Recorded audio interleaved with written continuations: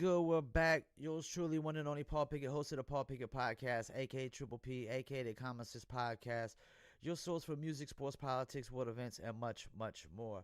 So I'm gonna react to this video alleging that Jay-Z is panicking about this lawsuit. Let's get into it.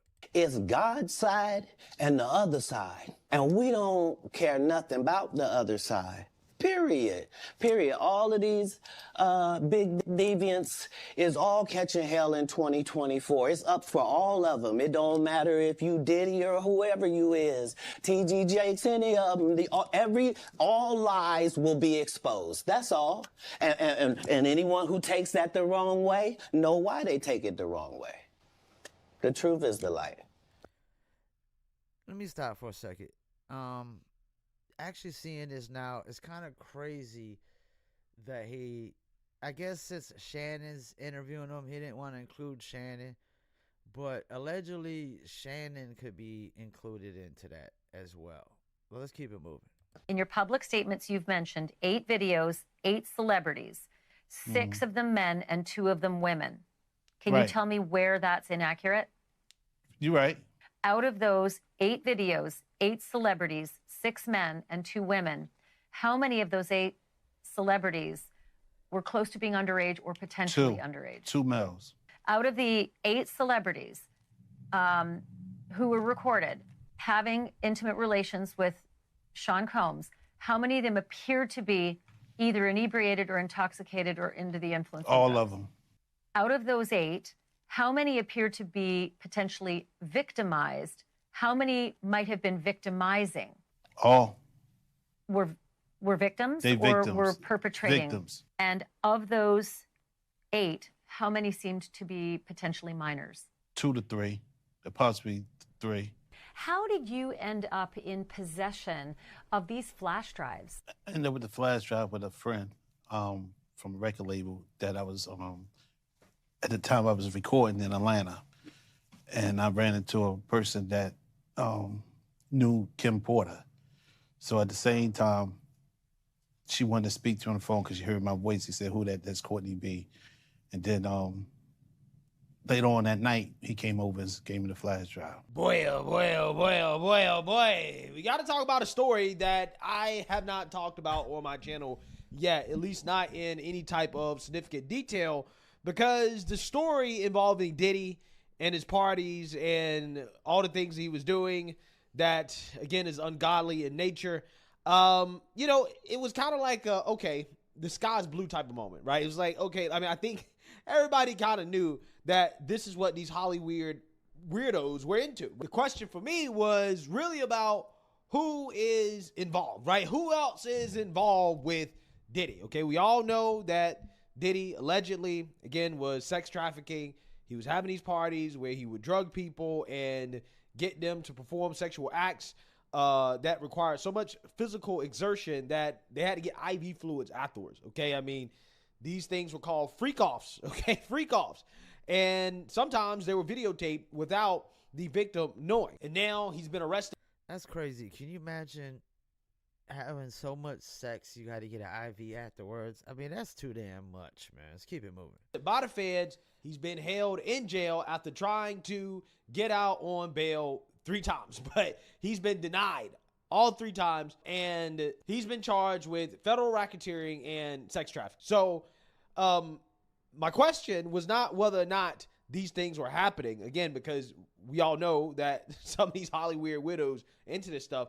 It's about who else was into it, right? How deep does this go? Okay, and we are getting some hints in regards to who potentially was involved. That's also another big name celebrity, as Jay-Z has been sued for allegedly assaulting a 13-year-old girl along with Diddy. Take a look. That involves both Jay-Z and Diddy now. This is an amended complaint accusing Jay-Z of raping a 13-year-old girl in 2000 along with Sean Diddy Combs. This is a new civil filing, and we see the anonymous accuser here alleging the assault occurred after she was driven to an MTV Music Video Awards after party. This lawsuit was originally filed in October, just today refiled to include Jay-Z. I mean, let's start with the basics here. What are you learning about this? What is standing out to you?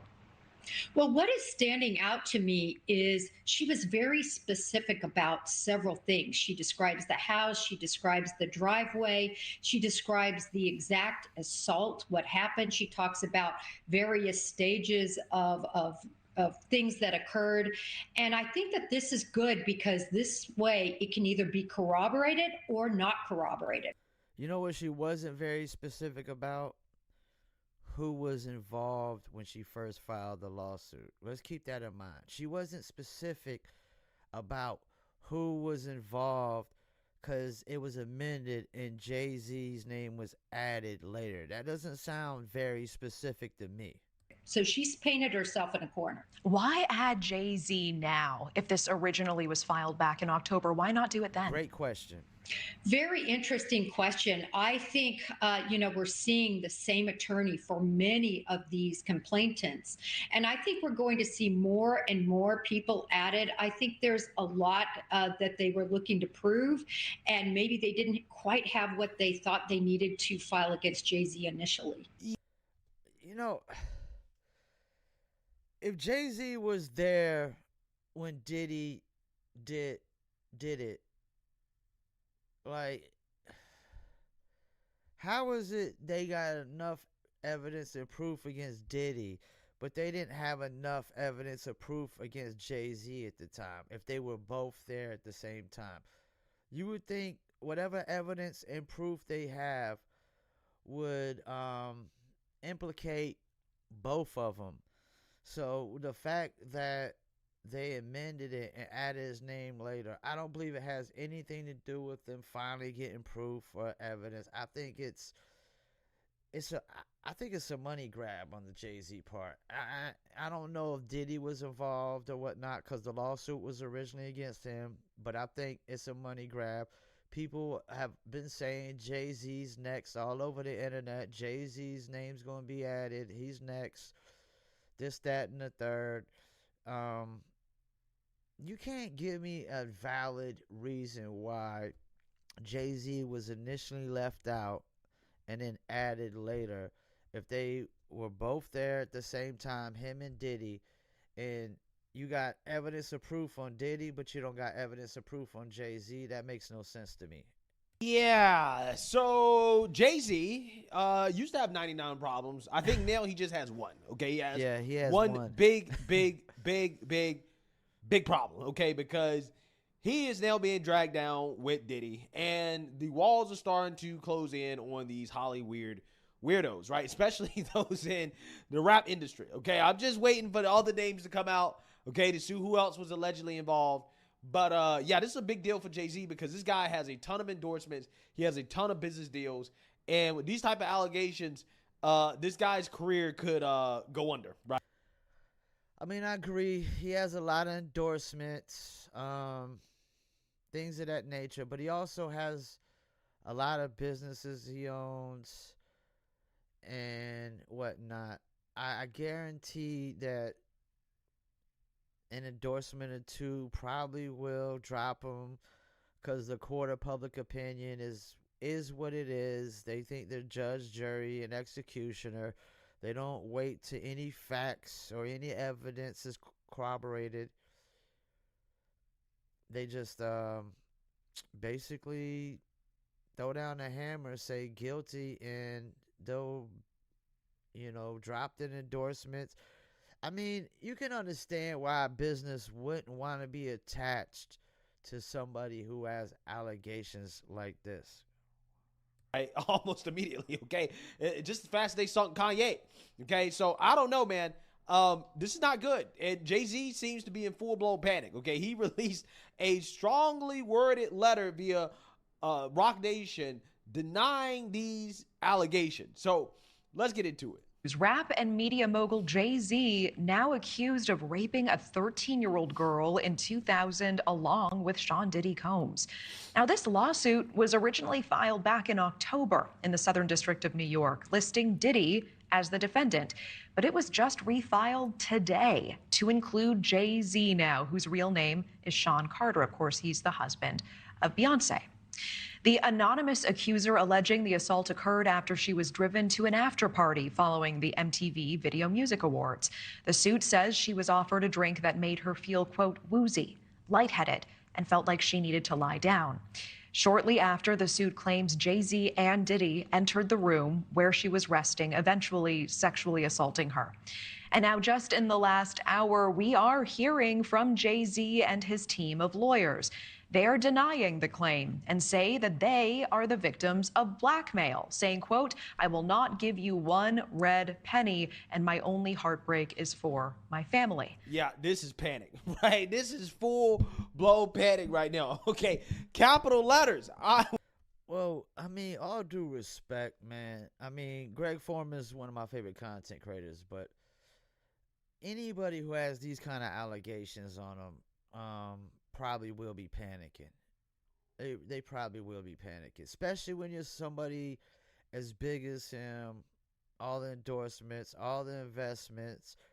There might be a lot of people that want him buy out off of businesses because they don't want to be attached whatsoever. The NFL already said that they're not cutting ties, and I mean, I agree with that. We gotta find somebody guilty, man. We gotta see facts and evidence and proof before we can just cut ties with people over allegations. These allegations are coming out day after day after day. A lot of the times, they don't even be true. They really don't. And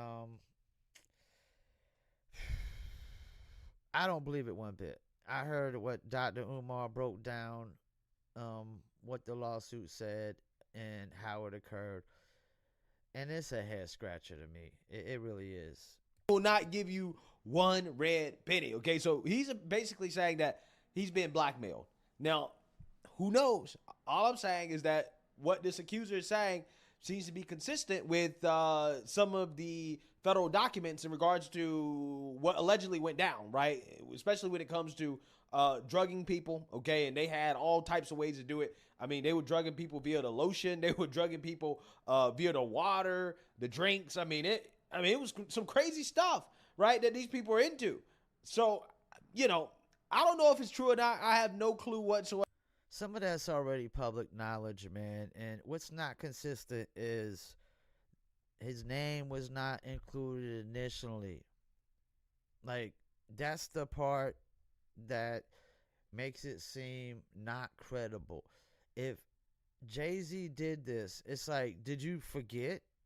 Did you just happen to forget when you filed? Oh, and just say, oh, man, you know what? I forgot. Jay-Z was there, too. He did it, too. It doesn't make sense, man. Nobody forgets nothing like that, man.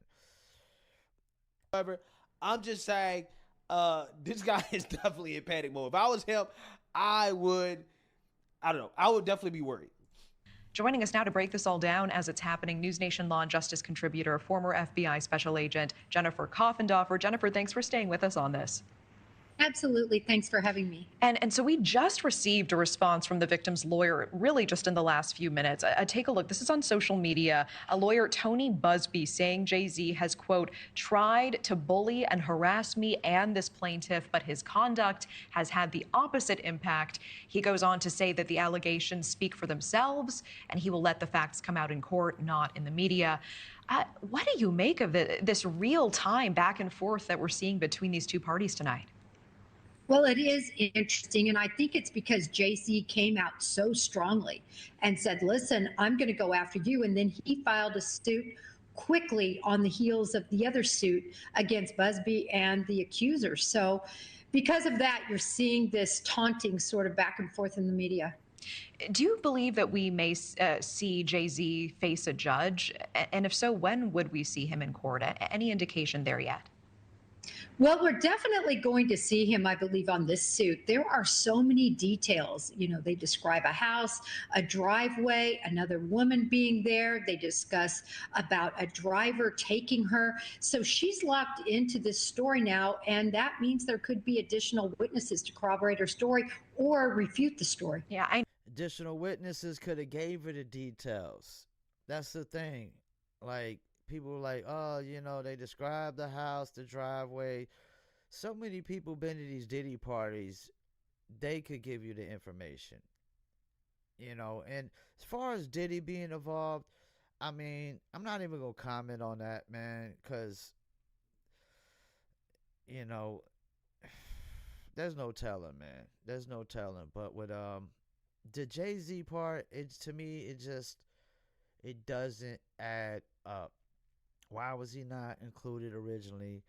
I don't want to hear that, oh, you just suddenly got facts and proof. Because it seems like the only evidence is the statement. It don't seem like there's any other evidence. And I heard Jay-Z's people's already found out who the girl's father was, because apparently her father picked her up after this happened. And how does nothing get said then? How they don't go to the police then, no charges get filed, anything of that nature. This is crazy, man. But I could understand why Jay-Z would panic. And also, if he didn't do it, yeah, you go on the offensive.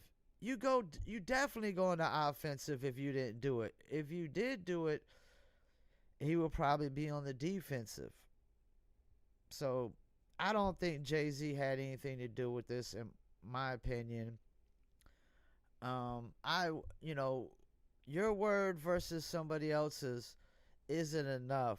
And that's the thing. Like, if nobody else saw this, if there's no video, no audio, no DNA, or anything of that nature, it's just her word against Diddy and Jay-Z's word. And I don't know how that's going to work. Once again, thank you for tuning in. Another episode of the Paul Pickett Podcast. Peace, and I'm out.